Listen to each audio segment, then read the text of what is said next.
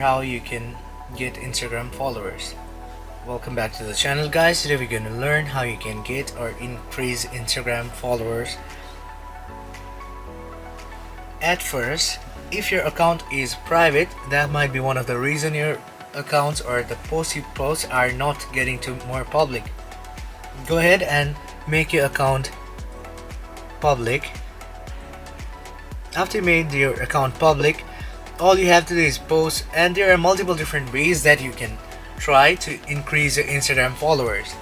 At first, you can just go ahead and post multiple posts or reels that people might like using the right hashtags, or you can just partner with more creators that are more famous, or you can just go ahead and follow different people that you might know. You can just create a brand of your business. That is one of the way of increasing followers, and you can try multiple different things like more public engagement posts. That might be extremely helpful for increasing the followers on Instagram.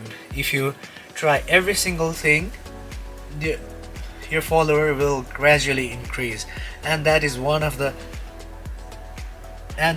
how you can increase the followers on your Instagram using the right hashtag, and public engagement posts are one of the best techniques, and that is how you can increase followers on Instagram. If you got any other questions, feel free to ask in the comment section, and see you guys in the next one.